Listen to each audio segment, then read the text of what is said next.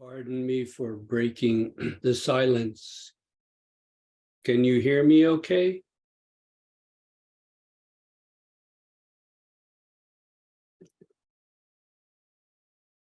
I'd like to begin with a bit of review and then move forward. 2 days ago, for the first Dharma talk, we went into the question of this one great matter, the one great matter of birth and death, or life and death. We did this partly through looking a bit at Gautama Buddha's life and struggle, his early life, what he was sheltered from as a young man, and the great doubt that eventually arose in him when he realized what is called in traditional Buddhism birth, aging, sickness, and death. He then went from a life of indulgence to a kind of asceticism, or a kind of almost self-torture at times, trying to will himself into some kind of a state. He eventually reached the limit of such practice. He was almost dead at this point. And he saw that there was a problem remaining in his practice. It was then that it seems he spontaneously recalled an experience as a child, sitting comfortably under the rose apple tree, just naturally, spontaneously entering a state of profound contentment. And Gautama Buddha realized that there was something there, naturally, spontaneously, that had been missing in his forced and willful practice up until then. It is said that he then refreshed himself, took some nourishment, and then sat under the Bodhi tree with the conviction that flesh, blood, and marrow may dry up in my body, but without complete awakening, I will not rise from this seat. I would like to say that this is the real meaning of the core way, usually mistranslated as the middle way, a middle way between two extremes. This is just the surface. It's a core way that goes beyond both indulgence and asceticism. He's left both of them behind. In effect, he cannot do anything else but give himself fully now to the practice, not as willful self-effort anymore, but as something much more basic, much more fundamental, as if the ground, the universe itself is carrying him now. Nothing can really get in the way at this point. Each of us needs to come to this in our own way. Once you really come to this for yourself, you realize that this is what must be done. Those hindrances and obstructions, the pains, the tiredness, they're virtually gone. At any rate, they're not a problem anymore. This is an important point on the way of proper practice. It happened with Gautama Buddha, and it happens with us. I briefly mentioned also this notion of awakening as something that is once and for all. It's very clear in the life of Gautama Buddha, something very definitive and final. And yet, there's also a profound sense in which the practice is endless. But if we confuse these two, we make a crucial mistake. In what sense, I asked, and I ask again, in what sense must awakening be definitive, once and for all, final? And in what sense must the practice continue on endlessly. It's very interesting to see how, in a sense, this is brought to light in another event of Gautama Buddha. It's called the Great Hesitation. After he was awakened, he sat and said to himself, what had to be done has been done. This is the end of dis-ease. There is no more becoming for me. It's been done. And he was going to just pass away, to die. There was nothing else that needed to be done. But as many of you know, the Hindu gods came down and said, oh no, please don't go off into the great passing yet. You can help others realize this. And here is Gautama Buddha's great hesitation. It actually says in the Pali Suttas that he tended toward inaction. And he said, it would be bothersome. It would be toilsome. It would be troublesome for me. Mass of people are so mired, so drowning in their own desires and blind passions. It would all be for naught, for nothing. Well, he has to be convinced 3 times, asking him. This is where the metaphor of the lotus flower comes. There are some people near the surface of the water, and if you could just give them a little bit of guidance, like the lotus flower, from out of that dirty mud, they could come full, beautifully blossomed. It's interesting to see, in a sense, here, Buddhism shows itself as a bit of an elite religion. It's not for the masses. It's clearly stated. It's for those people who are close to the surface. It's interesting how Mahayana Buddhism developed, I believe, at least in small part, as a reaction against this, that there is a need to provide what we can for all beings, wherever they are, where they are, not just if they're right at the surface. Anyway, this is an important point in the development of Buddhism. But here we see, and I'm not just talking about Gautama Buddha, I'm talking about us. When we really realize this,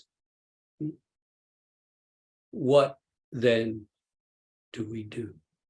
Gautama Buddha then did come down the mountain, but it's interesting to consider, what was that great hesitation? Are we subject to that?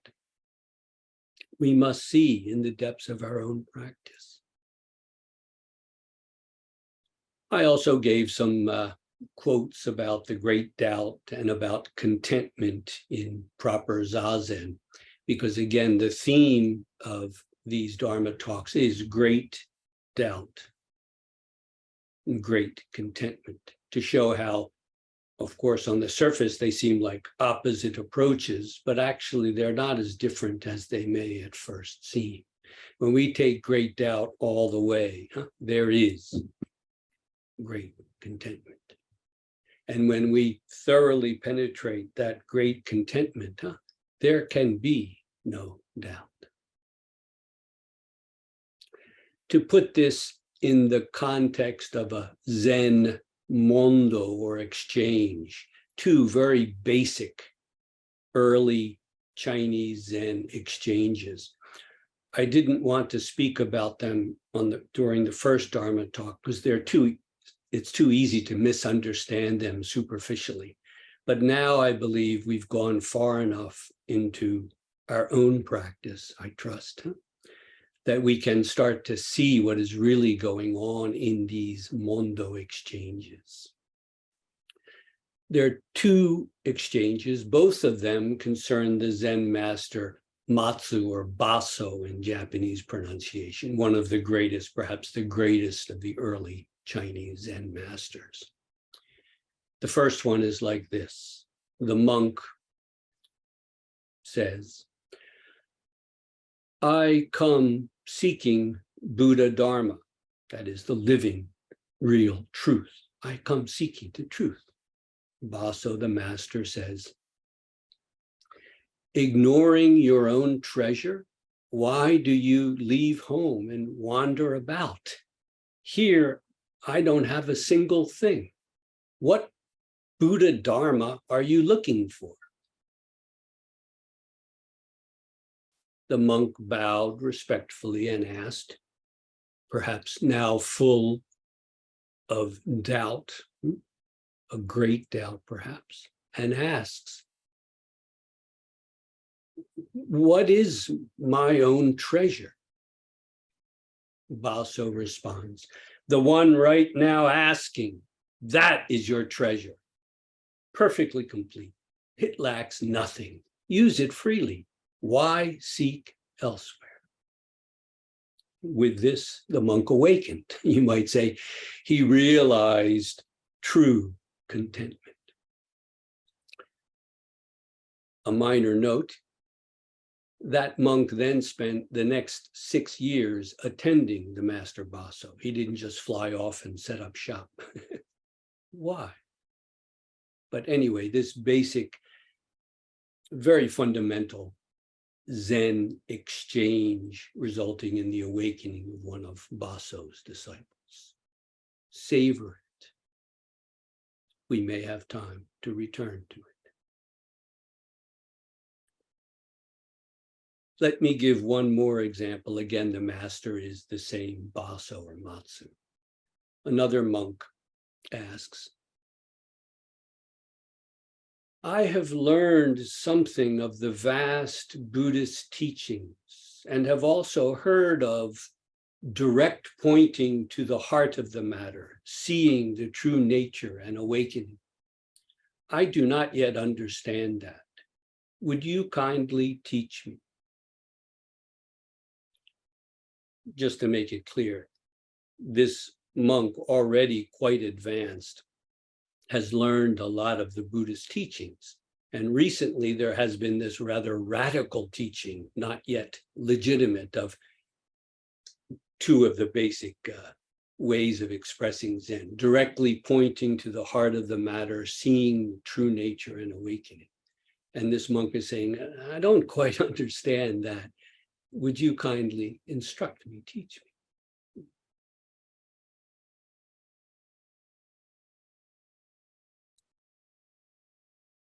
The first master, the second master is Baso. The first master is Sekito or Shito. Baso and Sekito often worked in tandem, kind of a good cop, bad cop kind of a thing, sometimes sending one monk to the other. Sekito responded to this monk's humble question. This way will not do. Any other way will not do either. Nothing will do. Now, what do you do? Well, the monk didn't have a clue. So Sekito, the master, responded, your karmic affinity is not with me. We don't have a karmic connection here. Go to Master Ma, that is to Baso, to Matsu. So of course the monk did as he was told. And as formality would have it, he asked the same question. I have learned something of the vast Buddhist teachings and have also heard of this direct pointing to the heart of the matter, seeing the true nature and awakening. I don't understand. Would you please teach me? It doesn't say, but I believe that he also must have told Master Matsu or Baso about his previous conversation with Sekito and what Sekito said, that nothing will do. At any rate, this is Baso's response to that same request or question of the monk. As for me, sometimes I raise my eyebrows and blink my eyes, and sometimes I don't. Sometimes it works, sometimes it doesn't. At this, the monk awakened. The monk then said, when I was with Sekito, the first master, I was like a mosquito trying to bite an iron ox.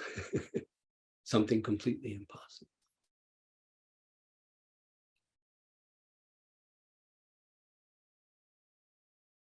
another wonderful example in early Chinese Zen of this exchange and of, if you have the eye, if you have the experience, the great doubt spontaneously arising and coming to its own end. I've even read commentaries here in Japan that say, oh, from this example, we can see that Sekito, the first master, failed. He couldn't enlighten the monk. But Baso Matsu, the second master, he was able to enlighten the monk. He was superior. But this is nonsense. I trust you can see that without the challenge of that first master, he probably would not have realized what he did with the second. These two are working in tandem. I say half jokingly, kind of good cop, bad cop, but I trust you understand what I mean. Sekito was trying to point out how the self is trapped by itself, even when, especially when it tries to escape from itself. And finally, as he put it very directly, the very need to seek for some way, to seek for a way out, is itself undone at its root. This is beyond doubt. It's also beyond contentment. It's beyond even the need for some kind of enlightenment. I can't help but think of Meister Eckhart, the great German mystic, who speaks of, when you seek for a way, you may find ways, but you cannot find God, we might say reality, which in ways is hidden. It's not simply a way. If I take this way, if I sit long enough, if I sit hard enough, if I have a good enough teacher, I'll get there. Well, all of those things are of value. Again, by all means, learn and master the techniques of proper meditation, lead a proper life. Yes, but it's not going to get you there. That's the fundamental error. You don't need to get there. You need to let go of the very need to get somewhere. You have all you need already in whatever state or condition you are in. It makes no difference. You have all you need. All you need to do is to give it to the practice. Please feel free to stand up and stretch for a moment.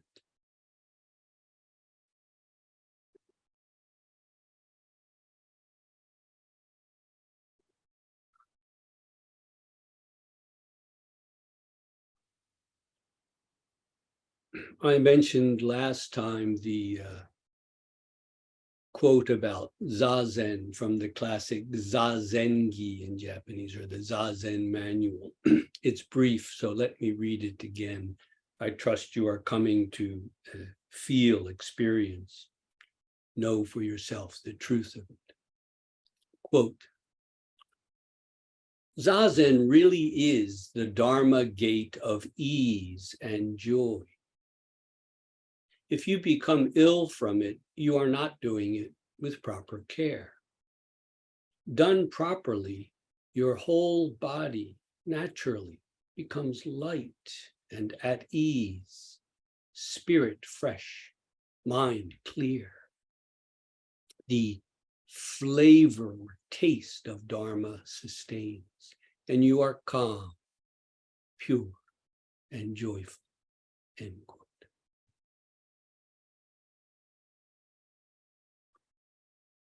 There's a very early Buddhist work, very well known as the Theragathas, the Gathas of the Theras, the elders, in other words, the males, the monks. Many of them are actually brief poems, Gathas, expressing the struggle and awakening of the direct disciples of Gautama Buddha. Not so well known as what are called the Teri Gathas, the Gathas of the Teris, that is the nuns, the female disciples. Many of them were direct disciples of Gautama Buddha. There are English translations. I don't know about other languages, but there are English translations and studies. They are well worth looking at. There, for example, they speak very clearly and very frankly about their own struggle and awakening. And they use terms like this: to be finally cooled, calmed, quenched. Quenched means like when you're really thirsty and you drink some water. Free of clinging, craving, uprooted, complete release, the mass of darkness torn apart. In the Zen tradition, this became basically the doubt block shatters. In early Buddhism, it was expressed as the mass of darkness torn apart, walking in peace. Again, these are statements from the Teri Gathas, the poems of the early nuns of the Buddhist tradition. After the retreat, you might want to savor them.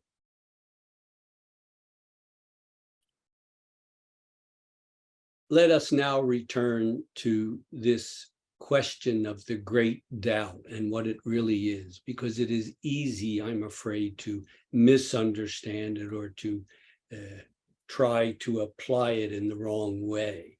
For example, to try to imitate someone else's doubt doesn't work.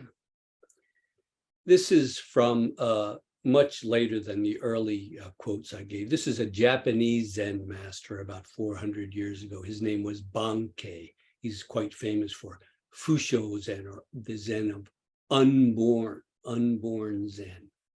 An extraordinary Japanese Zen figure. He lived a bit before the time of Hakuin. Hakuin died just over 250 years ago. So we're talking fairly recent. The monk asked Bankei this: men of old said that great doubt leads to great awakening. Literally, at the bottom of great doubt is great awakening. Why don't you, Bankei, take up this great doubt in your teaching? Bankei, the master, responded: long ago, when Nangaku went to the sixth patriarch and was asked, who has come, Nangaku was completely lost. His doubt lasted 8 long years. Finally, he could answer, even to speak of it as this misses the mark. Now that's great doubt and great awakening. He's referring to an early Chinese Zen story of one of the disciples of the sixth patriarch who came, as is common, and the master, in this case, the sixth patriarch, asked him where he came from. And he said, I came from Mount Song. And usually the conversation, it's pretty set in the Zen texts. How long did you stay there? Who did you study with? How many monks were there? These kinds of set questions. But here, the question became, who is it who has come? Who is this one who has come? And this roused his doubt. And it took him years to resolve it until finally he came to the point where he said, this monk, even to speak of it as this misses the mark. And again, Bankei is not denying great doubt. He's saying, now that's real doubt, great doubt, and great awakening. Bankei continues. Suppose you lost your only surplice or your kesa, what a priest wears, and you couldn't find it anywhere. You wouldn't help but search and search without let up, without stopping. That's real doubt. Again, he's using a very simple example, very close to this monk, this priest. He's given a dakusu as a symbol of becoming a priest. Often the master who gave it to him will write on the back of it, maybe his name as a priest and some maybe laudatory verse or something like that. It's a very precious thing. And he's saying, you know, what if you lost that? You wouldn't, well, maybe I'll look for it tomorrow. Yeah, no, you can't get a moment's rest until it's back in your hands. Bankei, the master, continues. Now he's really returning to the original question of the monk. You don't use this great doubt in your teaching. Why not? Bankei continues. People nowadays say they need to have doubt because people in the past did. So you cultivate a doubt. You create some kind of doubt. But that's merely an imitation of a doubt, not real doubt. So the day never comes when you arrive at a real resolution. In other words, actually awaken. It's as if you were to go off looking for something you hadn't really lost, pretending you had, end quote.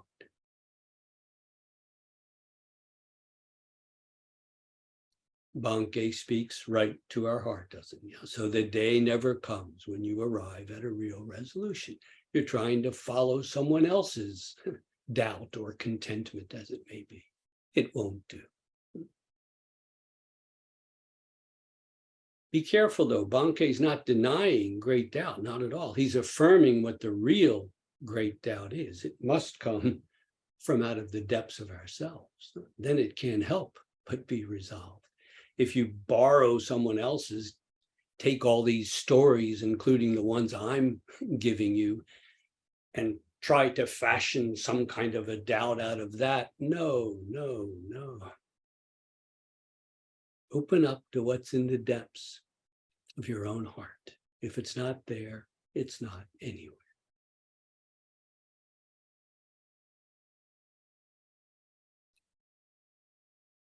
That doubt does need to come to a head to reach its consummation, its fulfillment. In the same way, if our practice is one of great contentment, of deep rest and peace, fine. But that must be refined until nothing is left. That contentment, just as the doubt, cannot be something to hold on to. We must get to the point where we are free even of the need to be anything, let alone to be free. We are, in effect, shackled by our own chains, or as it's also said in Zen, shackled without chains. That great doubt finally dissolves. So free of doubt that one can then freely doubt what remains.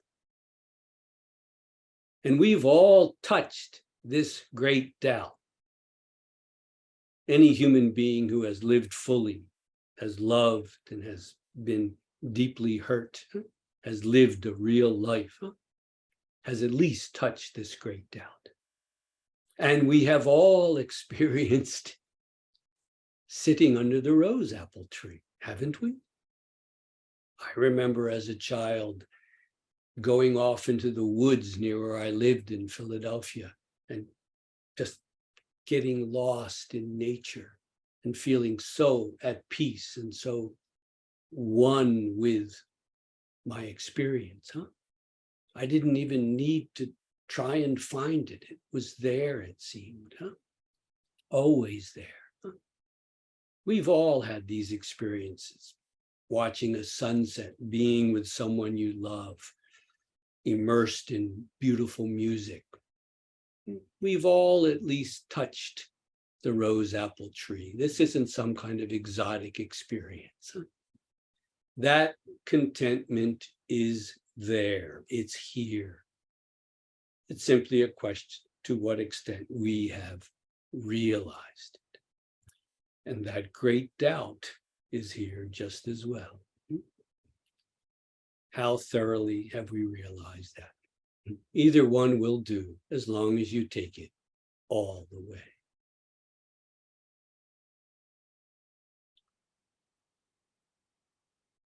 In the first Dharma talk, there was a brief Dharma talk about pain, the not just physical, but certainly at times very physical matter of pain in our practice, in our sitting. And I trust it was helpful to see that there is often, for most people, a good deal of pain as they get settled in the practice, not being used to this. But if we're practicing properly, it will take some time, but that pain is not really a problem, and eventually it can virtually dissolve. It's really not a problem at all. It's no more of a problem than experiencing pleasure during zazen. That can be just as much of a hindrance if we grab on to some pleasant, ecstatic state. We're not trying to torture ourselves, but we're not trying to just enjoy ourselves as much as possible either, because that creates its own kind of dis-ease. That itself is a symptom of the remaining dis-ease. I trust you can see that. But that physical pain is, for many of us, the first barrier that we must get through.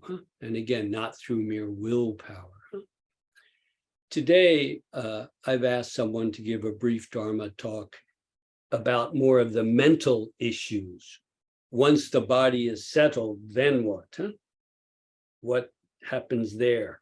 The wandering mind and what it is to hold the focus. So this, in some way, more subtle issue. Once the body is settled, what to do with the mind. I'd like to turn it over now to DavidC to address this issue. David, please.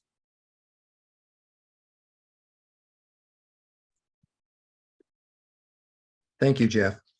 Can you hear me?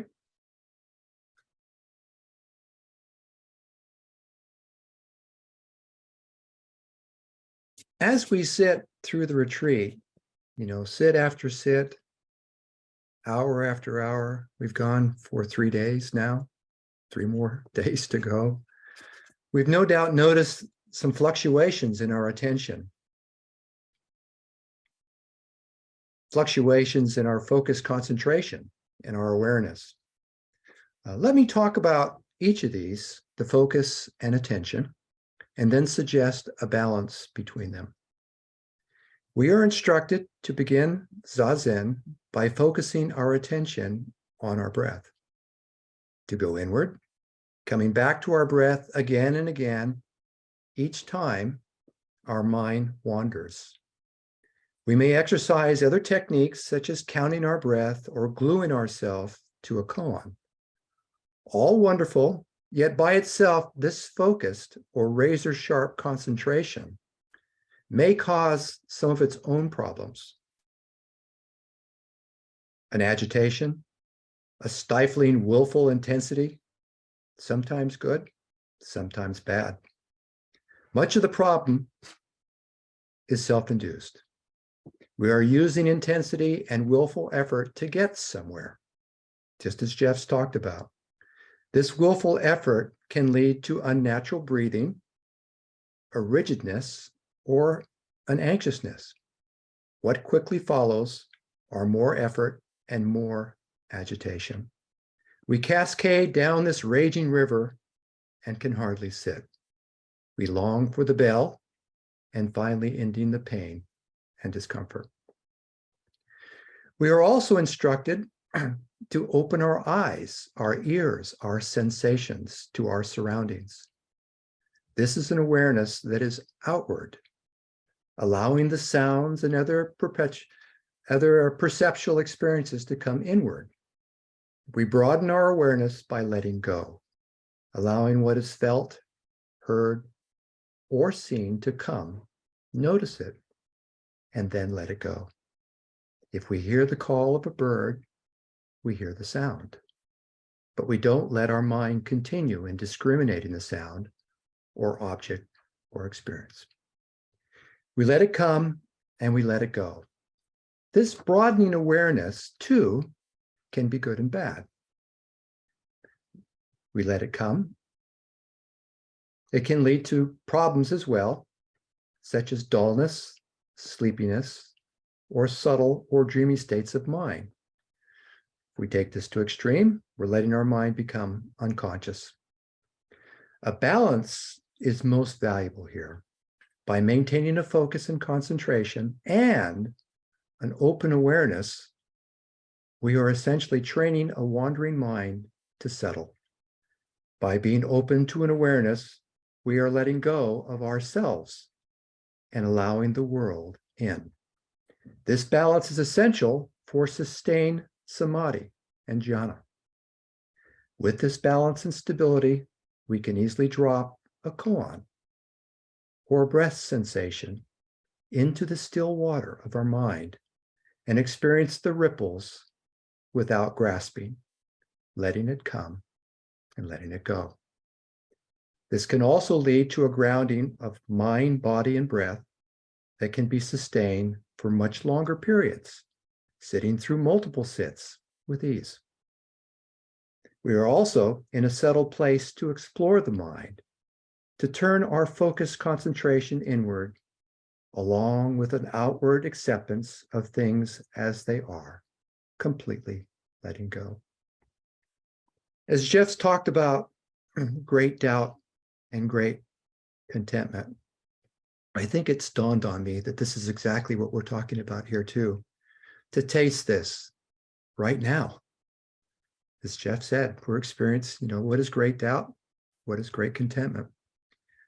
I think by focusing on our koan and the pain that that might bring if we're still grasping for something, and then experiencing the joy that comes from letting ourself go and bringing those two together.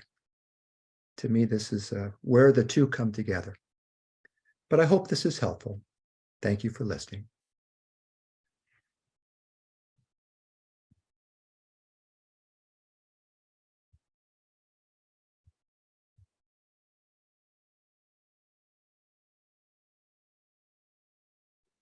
Thank you, David. If anyone has a question or concern from out of the practice for the benefit of all, please feel free.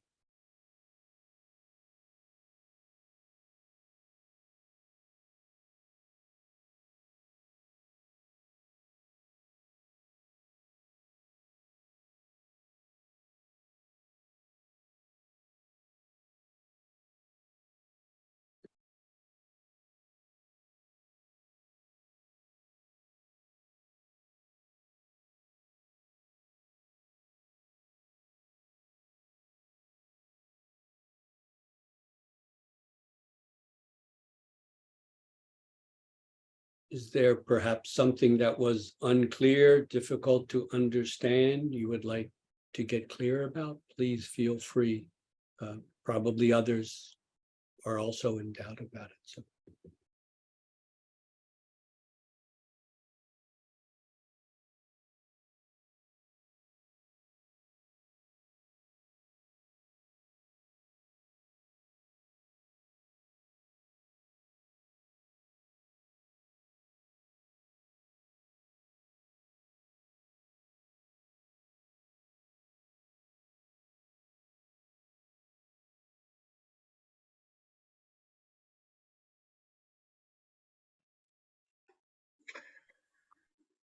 Marty, yes. I'll break the ice, if I may. Could you speak a little bit more on both of you on the aspect of contentment and what a practice of seeing through contentment might be? I understand a great doubt exhausting itself, resolving itself. I'm less certain of how contentment can resolve itself, in what sense that would be. If you could if you both could go into that, I'd appreciate it. David, would you like to begin? Actually, Marty, I'd probably ask you that question. How do you speak to that? I don't know. I think there's a tendency in the practice to look for something in great doubt, as Jeff talked about, and we sometimes fabricate that, and so we have to see through that. On the other hand, I think there's part of the practice where it does become settled, and we do allow that peacefulness, is often discussed, this great joy that comes across us, to focus there and to stay there. And I think we can sometimes vacillate between the two. At least that's been my experience. And I think where those two can come together is really a place that doesn't have a description. How do you talk about that? And it's, for me, it's so difficult because I think there's a tendency to want it to be resolved, as Jeff discussed. I mean, isn't our practice to resolve the great doubt? What happens when it's not resolved? And we're where we are, as we are, at whatever stage of our practice, and how do we be there? To me, I find that difficult. And so there's this, there's a tendency that we have effort to push, and then we experience, maybe through jhana, through samadhi, the peace. But we have, I think, to see those two together and to see that it's an endless practice. To me, that's always been my challenge. Hopefully that's helpful.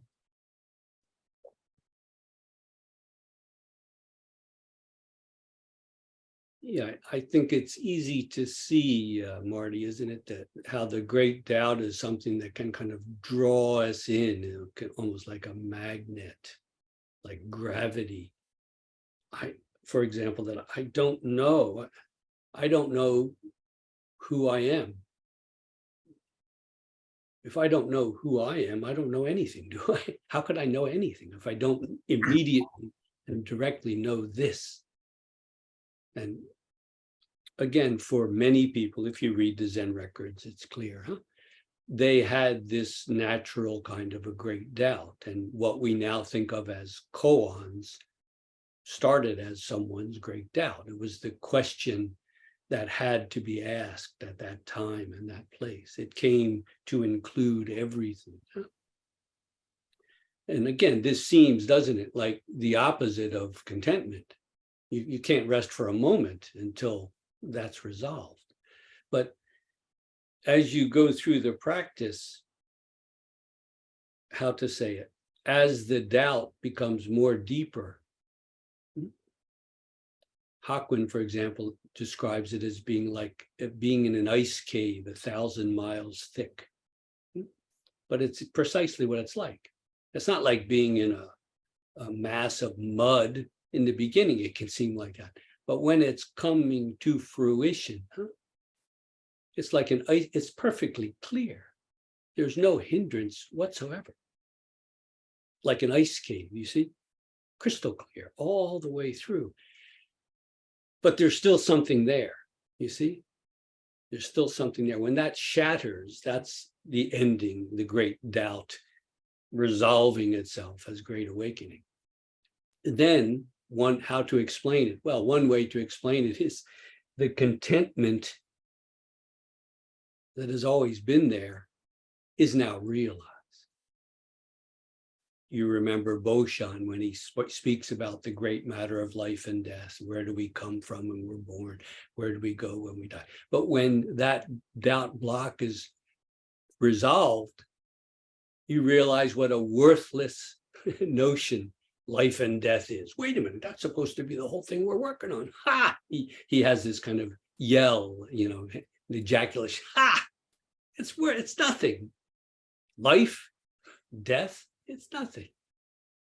This is when that great doubt realizes itself as none other than great contentment. They really are not two different things. But for us, individuals, we come at it usually in one way or the other. I had great doubt. It's not good, it's not bad, but that's what drove me. But I know other people who, from the very beginning of their practice, were able to experience a profound contentment and peace. So much that it was almost an obstruction in the practice because they wanted to just stay there. You follow? They could quite naturally and easily enter not only samadhi, a kind of concentrated oneness, but a rather deep dhyana, where in effect, in that experience, doubt was gone. There was no doubt. In effect, you can say this self was undone, at least temporarily. But of course, it comes back, and then the whole process starts again. I want to get back to that, where there was no self for a while. So that contentment for some people can become the driving force in their practice. And there's a danger in both, as David alluded to. You can fall into great doubt and just have a feeling of being completely worthless and powerless and wasted. It shouldn't be that way at all. When you really open up to the great doubt, there's a tremendous vitality and energy and focus there. Well, the same thing with this great contentment. Again, it's not good, bad, better, or worse. Some people are able to just very naturally and very deeply experience this release. Fine. But we need to go all the way through that. If you don't hold on even to that boundless contentment, what finally is there? Because as long as we're holding on, however subtly, that contentment, I would say it's not yet true contentment, is it? It's not yet true rest. There's still a subtle seeking going on, you see? So in a sense, the great doubt is working at the bottom of that contentment, you see? It has to, otherwise it gets stuck to itself. And as we go through the great doubt and it deepens and becomes settled, we realize that it's settled in this contentment, however imperfect it may be. So again, it does sound obviously like two completely different approaches, but I challenge you to go, the further you go with contentment, fine, with doubt, fine. But if you go all the way,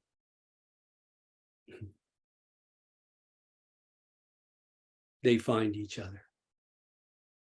Does that help, Marty? If not, please continue to inquire.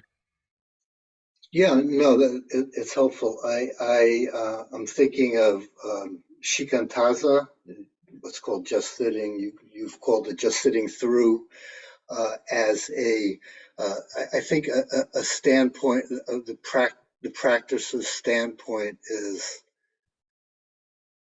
that I have great faith that this, just as it is the fruition. Mm. And I think that one can take that contentment route, but that ultimately it's a very difficult practice and requires great attention, sincerity, and the avoidance of self-deceptiveness to go through that great faith, so that it manifests itself fully and resolves itself. So that's kind of how I'm looking at it from that lens. Yeah. You bring up an important point, because I'm talking about great doubt and great contentment, but in a sense, of course, great doubt, the faith or the trust is very much connected with that contentment. It's inevitable, huh?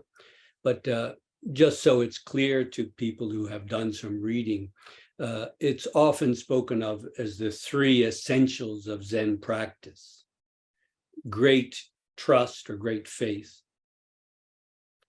great determination of purpose, and great doubt. These three. It's often said with that, if one of those, any one of those is missing, it's like a tripod with one leg missing. It just falls over. I'm talking about great doubt and great contentment, because this great determination of purpose, the third one, can be too easily misunderstood, and often is, by not just by Westerners, but certainly by Westerners, as some kind of a willful forcing, pushing yourself into enlightenment. So by just dealing with these two, I think it's a little easier to grasp the essential.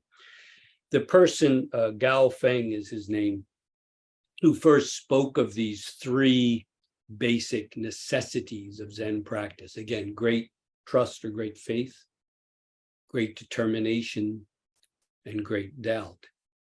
He used a very colorful, dramatic image that I think helps to drive home what you're speaking about, Marty.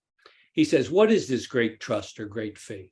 He says, it's like leaning up against Mount Sumeru. Mount Sumeru is this legendary mountain at the center of the universe. You know, it's like leaning, you're leaning right up against a vast mountain. I mean, can you doubt that? It's high as you can see, and it's right here. No, can be no doubt from your experience. What is this great determination? Sung Dynasty China, so pardon the image, but he says, this is like when you have just met the person who killed your father, and you want to immediately slice him in half with your sword. Will you do it? Will you yourself survive? It makes no difference. Remember, this is Confucian China. Your father has been killed. You must. So this idea of immediately you want to just slice this person in half with a sword. There can be no question. Great determination. This is perhaps not the best metaphor to use in 21st century in the world here. You know, I might say it. Great determination is like cradling your newborn in your arms. That's also great determination. But anyway, he for the great doubt, he uses the following image. He says, great doubt is like when you're just about to get caught for doing something really wrong. You haven't got caught yet, but you know it's just around the corner. It's unavoidable. You're just, you know, and boy, I can remember a couple examples of that when I was a kid, just sitting there waiting for the teacher to find out, or waiting for my mother. Yes, she won't take her. It's a bit overly dramatic. And again, especially this cutting a person in half for great determination. This needs to be taken with great care. But the sense of that great doubt, it's not an intellectual, you know, it could be this and it could be that. It's a sensation. The actual term is doubt sensation. It's felt. It's felt like a bowling ball in the pit of your stomach. It's not some idea or some doubt about something, some wavering. Anyway, for what it's worth, these are perhaps overly dramatic illustrations of great trust or faith, which is intimately connected with this great contentment.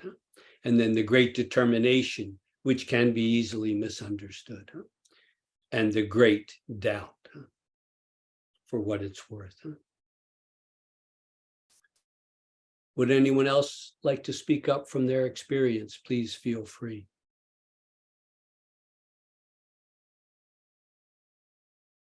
I have a question. Leon, yes. It's still about pain. Makes it sense to talk more about the nature of that pain? Once I heard it's taking part in the pain of the universe. Is that a real thing, or is it just a relative thing to surpass, a functional thing? let's see if Mike W is here. Mike, are you here? He's the person who gave the brief Dharma talk on pain the other day. Yes, I'm here. Oh, there you. Would you like to respond to that? Yes, if I understand the question, because I did make reference to some of the pieces of advice I was given on how to deal with pain, and one of them was, well, it's not your pain, it's the universe's pain. And I found that helpful in that it is not, we feel the pain in our body, and if it stays there and we just tense up and feel, oh, it's my knee or my hip or my back, it's not a fun situation, and especially for sitting after sitting. So if you kind of realize that, well, it's not really my pain, the pain is just there. Of course, it's coming from my body, but it kind of dissolves a little bit if it's just there in this moment, as opposed to this is my pain and I have to hold on to it and I have to get rid of it, and you fight against it, as opposed to just saying, well, it's just out there. It's kind of an esoteric expression. It's the universe's pain. And what does that really mean? I don't know. But it kind of relieves the pressure of all this pain is in my body and I have to get rid of it. And how do I get around it? But just saying, well, it's just here. And then that's okay. So just let it be here. Mm-hmm. So I'm not sure if that answers your question or not. Well, so it is a relative remark. Thank you. For what it's worth, Relative. I got to a point in my practice where I wanted to be able to sit through in full lotus. And what I realized is there's an incredible pain that comes, and it can stay for a while. Sometimes it can seem to get worse and worse and worse. And we keep remembering, oh yeah, Gautama Buddha, it's not asceticism, right? But I realized I had to be able to do this, or else I would just keep squirming eventually. And so to sit in full lotus and to just sit through. And what I realized is the pain comes, and it can be very, very intense. But once you are settled in the sitting, it's just what it is. It's just the pain. Call it the pain of the universe, whatever you like. But it's just what it is. You're not manipulating it or trying to move away from it or toward it. It's just there. And what I realized eventually was that pain comes and it goes, and sometimes it comes again even worse. But if you're truly settled in the practice, I think you used the term, Leon, the nature of pain. Huh? Yes. Eventually you realize, I don't mean intellectually, but your body realizes the nature of pain. And so now I can sit full lotus till the cows come home. This is more relaxed than lying down. It's not that there's never any pain. We should have pain because it's our body telling us something is wrong. But to be truly settled is not to be a slave to the pain any more than to be a slave to our pleasure. Do you understand, Leon? Yes, yes. Yeah. Yes. So I can't recommend that other people do what I did, but it worked for me, for what it's worth. Again, if anyone else would like to speak from their experience, please do.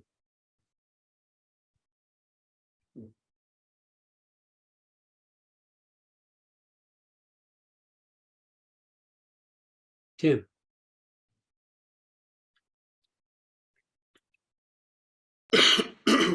Yeah. I was thinking of the contentment side is very similar to what you just said, Jeff, in the sense of the trap comes when I feel great contentment and want to claim it as mine.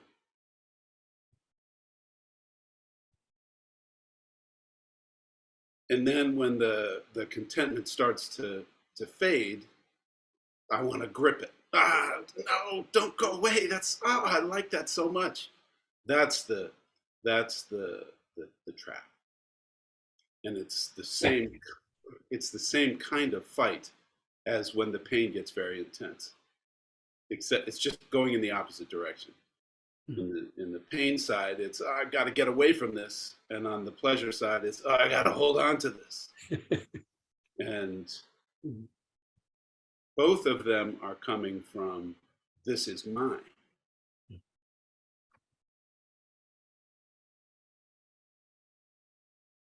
And the relief comes when I can find my way past that it's mine. And I also connected very deeply with what David was saying about sound. I'm a musician, so I'm very, very wrapped up in sound. And when I was listening as David was talking about letting the sound come and then letting the sound go. And the beauty for me happens when I'm able to recognize that the coming and going have nothing to do with me. The sound is coming, and the sound is going. I'm not doing any of that. It's not up to me. And when I, as Jeff described, when I get very settled and can just be with all of it, then the conflicts begin to subside. Thank you, Tim. I think it's about time to get back to the practice, huh? And we'll have a chance for one more Dharma talk the day after tomorrow. Let us all continue on together. I know these look like just little pictures of people in there on your Zoom, but inside there are living human beings all around the world. They're here. They're here. Let us continue on together. I know it's virtual, but it's real at the same time. Thank you all for your questions, your comments. We are doing this together. Let us continue.